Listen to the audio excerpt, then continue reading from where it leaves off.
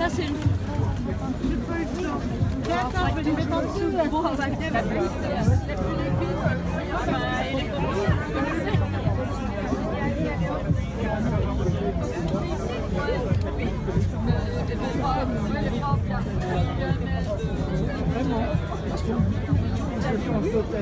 Ça évidemment.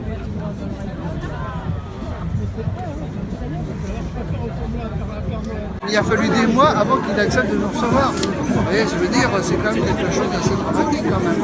Je veux dire, ce mépris par rapport aux retraités. Ils ne répondent pas. Ils ne répondent pas. Mais il y a des problèmes, c'est parce qu'il est trop intelligent. C'est qu'il l'a dit. Allez, allez, c'est tous ensemble qu'on va gagner.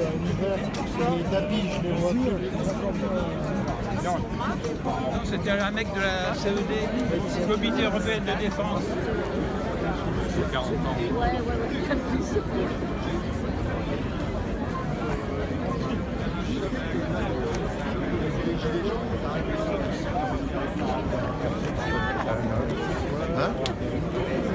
Disons que la dernière fois,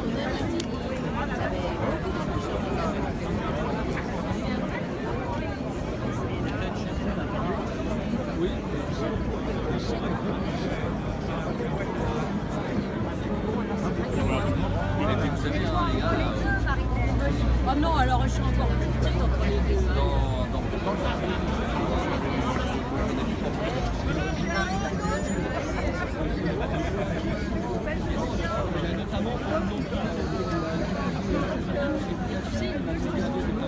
Nous, dans les revendications urgentes et immédiates, on voudrait qu'il y ait une revalorisation de l'ensemble des pensions de 300 € et on voudrait qu'à l'avenir, il n'y ait plus de pension inférieure au SMIC. Toucher le SMIC pour pouvoir vivre décemment, c'est quand même pas demander beaucoup. Bon, voilà. Ça, c'est la première chose. Il faut se rappeler aujourd'hui que la plupart des femmes à la retraite ont une pension moyenne de 805 €. C'est la pension moyenne des femmes aujourd'hui. Donc 805 € pour vivre, c'est vraiment très peu. Et 1386 €, c'est la pension moyenne d'un retraité dans ce pays. Donc là, vous voyez aussi que les nantis, véritablement, ils ne sont pas parmi les retraités. Il faut aller chercher ailleurs, dans les dividendes de ceux qui touchent les dividendes partout, à l'ISF, mais pas chez les retraités, vraiment pas.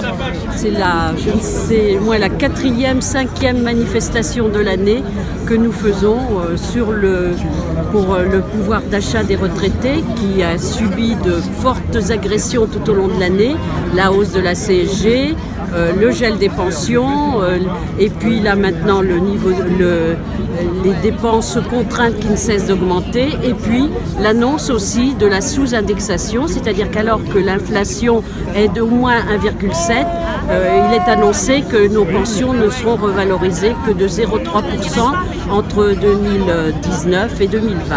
Est-ce que ça veut dire que les annonces du président Macron ces derniers jours ne vous satisfont pas? Il a notamment fait un recul sur la CSG. Oui, il a fait un recul et c'est effectivement à mettre à l'acquis de nos luttes, mais ce recul n'est pas suffisant parce que d'une part, il y a une escroquerie dans les annonces parce que dans la mesure où il s'agit du revenu fiscal de référence, on peut vous dire que par exemple un couple qui aura dont les deux parties auront 1500 € ne bénéficiera pas de cette diminution, de cette annulation de la hausse. Donc c'est pas 2000 €, c'est 2000 € pour le revenu pour un célibataire qui n'a que 2000 € de revenus, mais ça n'est pas le fait pour un couple de retraités qui aura un revenu global en additionnant les deux de 3000 €. Donc c'est une pirouette en fait. C'est une pirouette.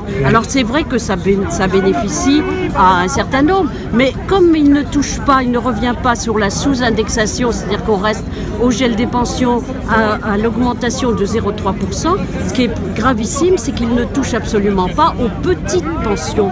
Et il y a des retraités qui sont extrêmement pauvres, qui font partie de ce qu'on appelle les catégories pauvres. Et comme leur pension ne sera augmentée que de 0,3%, qu'ils n'étaient pas atteints par la hausse de la CSG, pour eux, c'est une diminution brutale de leurs revenus, d'autant qu'on sait qu'en janvier, les complémentaires santé pour les retraités, pour les personnes âgées, vont augmenter. Donc concrètement, vous demandez l'indexation. On demande le retour à l'indexation. Alors déjà, dans un premier temps, indexation sur les prix, inflation 1,7%, et notre revendication fondamentale, c'est l'indexation sur les salaires, parce que nous sommes retraités, parce que nous sommes d'anciens salariés, et puis parce que c'est plus bénéfique en termes de progression de pension. Voilà. Et puis nous nous battons aussi pour une loi de financement de la perte d'autonomie qui permette à tout un chacun d'accéder aux soins et aussi bien à domicile qu'en établissement, et puis un certain nombre de mesures. Si vous me permettez d'ajouter une phrase sur les petites pensions, parce que nous estimons que c'est une grosse arnaque, non seulement ce qu'a dit Marianne, qui n'étaient pas touchés par la hausse de la CSG, mais ils ne sont pas touchés non plus par la baisse de la taxe d'habitation, puisqu'ils en étaient déjà exonérés, comme ils étaient de très faibles revenus. C'est-à-dire que les catégories de retraités les plus pauvres ne sont touchés par aucune mesure qui permettrait un petit mieux, mais subissent de point fait la désindexation. Sur la CSG, on a eu 25% de hausse sur ce qu'on payait. Un quart d'augmentation, il faut le faire quand même. Jusqu'à 0,7 sur le brut, ça parce fait effectivement voilà, 25%. C'est même pas 1,7, c'était 1,82. Point.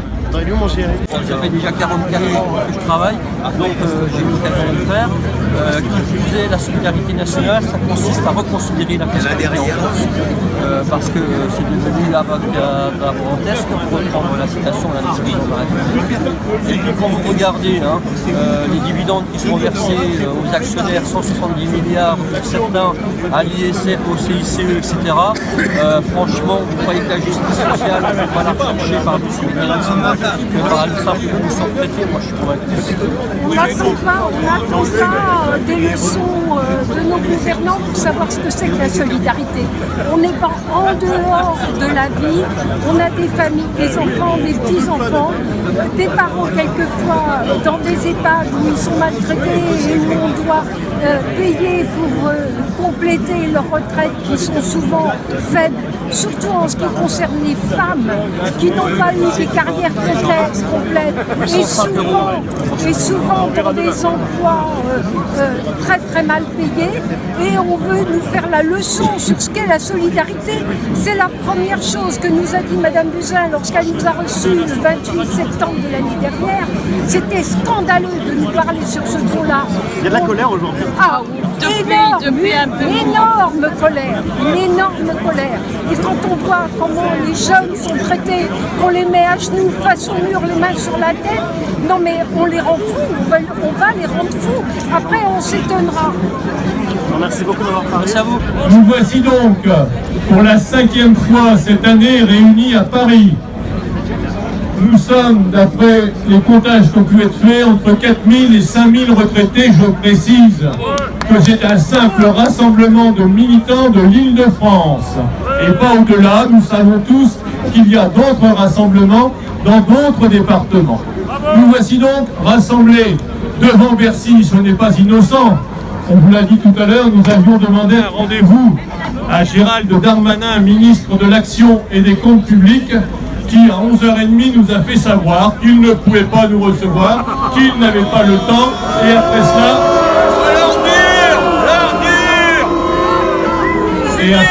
Et après cela, le gouvernement nous parlera de concertation. Nous sommes ici, je le disais, rassemblés, comme dans d'autres lieux de France, pour représenter les 17 millions de retraités maltraités, comme nous disons maintenant. Nous sommes venus dire que d'autres choix financiers et budgétaires étaient possibles pour donner satisfaction à ces retraités. Les retraités, je le disais, 17 millions aujourd'hui, soit un quart de la population française. Depuis que Macron a été élu, dès le lendemain de son élection, nous avons sollicité des entrevues. Nous l'avons sollicité de nombreuses fois. Fin de non-recevoir. L'attitude de Macron à l'égard des retraités est une véritable attitude de mépris que l'on ne pourrait accepter. Les retraités sont aujourd'hui pressurés. Le pouvoir d'achat s'effondre. Quelques exemples quand même de la dernière période. Depuis 2013, très souvent nos pensions ont été gelées. Nous avons vu arriver la CASA, 0,3% d'augmentation, pas exactement de baisse de pouvoir d'achat. Nous avons vu arriver la fiscalisation de la majoration pour 3 enfants. Nous avons vu arriver la suppression de la demi-part fiscale pour les personnes seules ayant élevé 3 enfants. Et nous venons de voir aujourd'hui l'augmentation de la CSG. Et ça ne va pas s'arranger. On s'achemine aujourd'hui vers un nouvel appauvrissement des retraités. Quelques mots quand même sur les mesures récentes annoncées par le gouvernement et votées par le Parlement. En 2018, nous n'avons eu aucune revalorisation de nos pensions, alors que l'inflation moyenne était de 1,3%. Cette même année 2018, la grande majorité d'entre nous aura vu l'augmentation de 25% de la CSG, soit 1,7 points. Total, perte de pouvoir d'achat en 2018 de 3%. Et c'est pas fini, mes camarades. Ce n'est pas fini. 2019, le gouvernement a prévu une revalorisation des pensions de 0,3%, alors que l'inflation...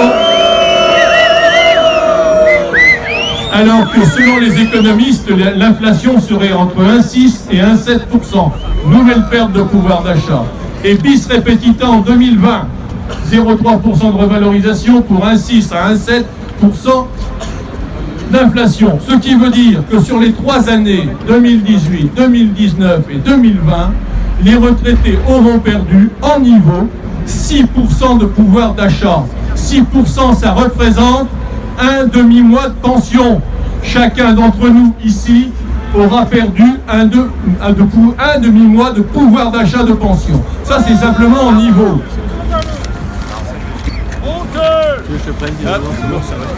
Mais si on fait le calcul sur les 3 ans en masse, la perte est de l'ordre de 2 mois de pension. Nous aurons perdu en 2020 l'équivalent de 2 mois de pension. Et la dernière annonce du président Macron le 10 décembre dernier, lorsqu'il a évoqué la CSG, quand il a dit on revient sur la hausse de la CSG pour les pensions inférieures à 2 000 €, eh bien c'est du n'importe quoi, c'est de l'enfumage. Car ce qu'il a oublié de préciser, c'est que le calcul du taux de CSG ne se fait pas en fonction du niveau de la pension, mais en fonction du niveau du revenu fiscal de référence, du couple, de la famille.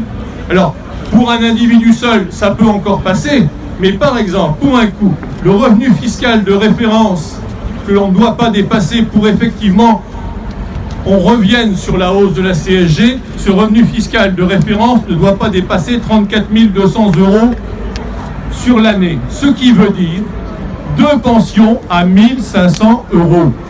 On est bien loin des 2 000 € annoncés par Macron. Et encore, on vient de découvrir que la mesure qu'il a prévue ne pourrait pas être mise en place tout de suite, qu'elle ne serait pas avant le 1er juillet. Voyez un peu l'enfumage.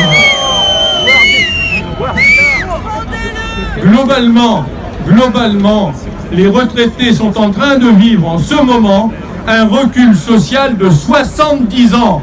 Oui, mes camarades, le recul social est de 70 ans. Je m'explique. Lorsqu'on a mis en place les systèmes de retraite à la Libération en 1945, le gouvernement de l'époque avait décidé que l'évolution des pensions se ferait en fonction de l'évolution des salaires, ce qui est parfaitement logique, car un retraité est un retraité parce qu'avant il a été salarié. 1993, 2003 pour la fonction publique, 1993 pour les régimes généraux, le gouvernement de l'époque décide de changer le système et de faire évoluer les pensions en fonction de l'évolution des prix. Premier recul social. Mais ce recul, il n'est pas seulement financier, c'est aussi un recul de principe. C'est-à-dire qu'on rompt, on casse le lien qu'il y avait entre le salarié et le retraité. Et puis, on arrive aujourd'hui à 2018, où il n'y a plus de règles, puisque 2018, pas de revalorisation, 2019-2020, 0,3, on se demande d'ailleurs d'où vient le 0,3. on ne sait pas comment il était calculé. Bref, 0,3, ça n'a plus rien à voir ni avec les prix, ni avec les salaires. C'est-à-dire qu'à la date d'aujourd'hui, il n'y a plus de règles pour l'évolution de nos pensions. C'est le bon vouloir du prince qui nous gouverne. Mais ça, on comprend très vite quand on regarde ce qu'a dit le Premier ministre lors de son interview au Journal du Dimanche le 26 août. Vous voyez, je me souviens encore de ce qu'avait dit dans cette interview le Premier ministre. Il a dit, en 2019 et en 2020, les pensions de retraite, comme les autres allocations sociales, ne seront revalorisées que de 0,3%. Vous avez bien entendu, il a dit comme les autres allocations sociales. C'est-à-dire que dans l'esprit de ce monsieur, nos pensions de retraite sont une allocation sociale et non plus un droit. Voilà le problème, voilà où ils veulent en venir aujourd'hui. Vous savez, nous sommes des retraités. Bien sûr qu'on peut aussi nous appeler personnes âgées. Mais quand on dit d'un individu c'est une personne âgée, on ne parle que de son âge, de son statut biologique en quelque sorte. Et on peut lui donner une petite allocation sociale pour survivre. Mais quand on dit du même individu c'est un retraité, ça veut dire quoi? Ça veut dire qu'avant d'être retraité, il a été salarié. Ça veut dire qu'en tant que salarié, il a produit des richesses. En tant que salarié, il a versé des cotisations. Et c'est au nom de ces richesses produites, et c'est au nom de ces cotisations versées, qu'il a aujourd'hui des droits à pension. Et c'est sur cette notion de droit à pension que nous avons aujourd'hui une sacrée bataille à mener. Hop, hop, hop, c'est pas grave. Alors, la réforme des retraites qui s'annonce, je ne vais pas développer longuement là-dessus, mais quand on voit ce qui se passe pour 2019 et 2020, la réforme des retraites qui s'annonce n'augure rien de bon quant à l'évolution de nos pensions. Mais on sait ce qu'il en est. L'objectif de cette réforme qui s'annonce aujourd'hui, c'est de baisser les pensions. J'en veux pour preuve les déclarations de Jean-Paul Delevoye au commissaire à la réforme des retraites, qui a dit l'objectif n'est pas d'appauvrir les retraités, l'objectif est de ne pas dépenser plus que les 14% de PIB qu'on dépense actuellement. Il oublie une chose, c'est que le nombre de retraités va augmenter. Et comme le gâteau reste le même, et que le nombre de retraités augmente, ben la part de chacun va devoir diminuer, inéluctablement. Mais il y a aussi, mais je ne vais pas développer, ce serait trop long, les pensions de réversion qui sont sur la sellette dans le cadre de cette réforme. Et vu la façon dont les choses se règlent aujourd'hui, on a beaucoup à craindre et nous aurons aussi sur cette question de sacrée bataille à mener. Voilà, alors nous ne sommes pas, nous, des moutons, je le disais, c'est la 5e fois cette année que nous descendons dans la rue. Et on peut penser qu'il y en aura d'autres dans les semaines et les mois qui viennent parce que ça va être assez difficile. Mais nous sommes nombreux, je le disais, 17 millions de retraités, et nous sommes unis quand même.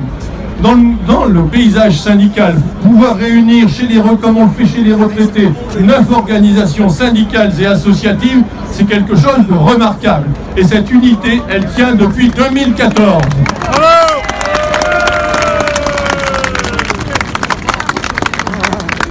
Alors bien sûr, nous sommes ici réunis à Paris, mais il faut savoir aussi que les rassemblements se feront aussi dans de nombreux départements. D'autres actions seront menées d'ici d'autres jours, d'ici Noël, autour des questions des étrennes des riches et des retraités, comme vous avez vu ici derrière moi, les paquets qui ont été apportés.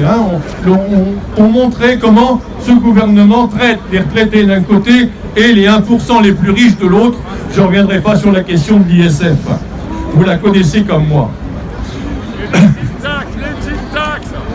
Je rappelle quand même les revendications que sont celles des retraités et qui, vous le verrez, n'ont rien d'extraordinaire. Nous demandons effectivement la suppression de la hausse de la CSG. Nous demandons une revalorisation des pensions qui soit alignée sur les salaires. J'ai expliqué pourquoi tout à l'heure. Nous demandons aussi, et c'est la moindre des choses, que la pension minimale pour une carrière complète soit au moins égale au SMIC, ce qui a là rien d'extraordinaire non plus. Nous demandons le maintien des pensions de réversion, qu'y a-t-il là aussi d'extraordinaire? Et toutes ces revendications pourraient être satisfaites si le gouvernement le voulait. Voilà. Tout cela Hop là. Tout cela, cette satisfaction de ces revendications, tout ça ne pourrait se faire qu'au travers d'une autre répartition des richesses.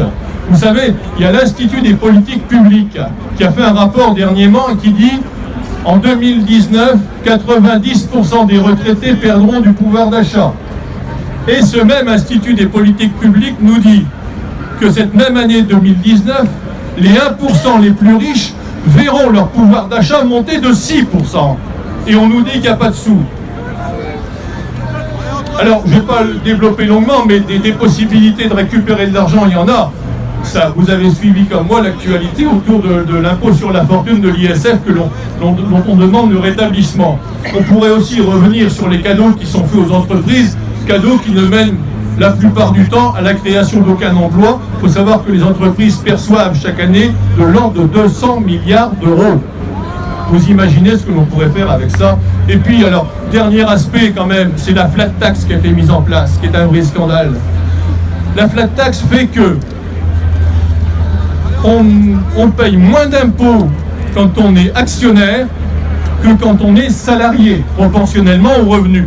C'est quand même... Vous savez qu'avec cette flat tax, les possesseurs de capital, ceux qui perçoivent des émoluments de leurs actions, ne sont taxés qu'à 12%. Qu'à 12%.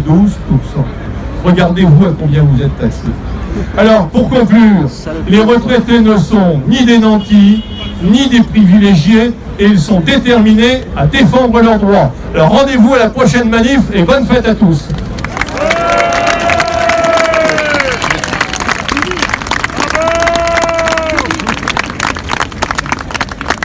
Les étrennes pour les pauvres et les étrennes pour les riches, c'est pas seulement aujourd'hui, c'est toute l'année. Macron, quand il est arrivé au gouvernement, dès son projet de loi de finances pour 2018, il a donné le ton. Il a commencé par poursuivre la baisse de l'impôt sur les sociétés engagée par François Hollande, en passant de 28% à 25%. Là, avec ce qu'il nous a déclaré le 10 décembre, il y a seulement des très grosses sociétés dont la baisse de l'impôt sur les sociétés serait retardée d'un an. Mais pour l'essentiel, il ne change rien. Donc, baisse de l'impôt sur les sociétés, ça veut dire que les actionnaires auront plus de sous pour se répartir les richesses produites dans l'entreprise, richesses produites par les salariés. Ensuite, c'est très cohérent, baisse, plafonnement à 30% de l'impôt sur le revenu des gros portefeuilles boursiers, des dividendes boursiers. Ça fait, comme vient de vous le dire Michel, que ceux qui ont les plus gros revenus, si c'est des salaires ou des revenus fonciers, paieront jusqu'à 45%. Si c'est des actionnaires, jusqu'à 30%, c'est plafonné. Ce qui conduira à ce que les riches boursiers accumuleront les richesses d'actions et que leur patrimoine sera de plus en plus important et la cerise sur le gâteau, donc très cohérent de la part de Macron. Il supprime l'impôt sur la fortune pour les capitaux boursiers. Ça veut dire que Macron s'inscrit totalement dans la financiarisation de la société, dans la mondialisation financière. Sa loi de finances pour 2018 fait en sorte que les riches actionnaires, les riches financiers, soient plus riches. C'est comme ça que la société progressivement appartient à une minorité en revenus, en patrimoine, en capital. Et les effets, les dégâts collatéraux, c'est tous les autres qui trinquent. Ils trinquent par augmentation de la CSG, ils trinquent par amputation des budgets des collectivités locales, ils trinquent par suppression de bourses pour les lycéens et les étudiants, ils trinquent par baisse des APL, ils trinquent par une multitude de taxes, notamment ce qui a mis le feu aux poudres chez les gens dans les provinces, notamment avec l'augmentation du prix des carburants. Ils trinquent avec l'augmentation des taxes indirectes sur les carburants. C'est la façon dont Macron poursuit cette répartition très inégalitaire des richesses. Et dans les revendications de 9 organisations, Michel soulignait à juste titre que c'est assez remarquable. 9 organisations qui travaillent ensemble depuis juin 2014. Dans nos revendications, il n'y a pas seulement des revendications pour l'augmentation du pouvoir d'achat des retraités, il y a aussi globalement une autre répartition des richesses faisant en sorte que le travail soit mieux rémunéré et notamment Ça a été dit tout à l'heure aussi, quand Macron veut nous faire des leçons de solidarité, cette solidarité, on l'applique tous les jours dans nos familles. Pour ceux et celles qui ont encore parfois leurs parents qui sont à charge dans les EHPAD, il faut aider à financer. Et pour ceux et celles qui ont des enfants ou des petits-enfants, assez souvent, ils se retrouvent au chômage, en précarité, il faut également aider. Et quand Macron nous dit donc qu'il faut se priver sur nos retraites pour venir en aide aux jeunes, on sait que c'est un mensonge.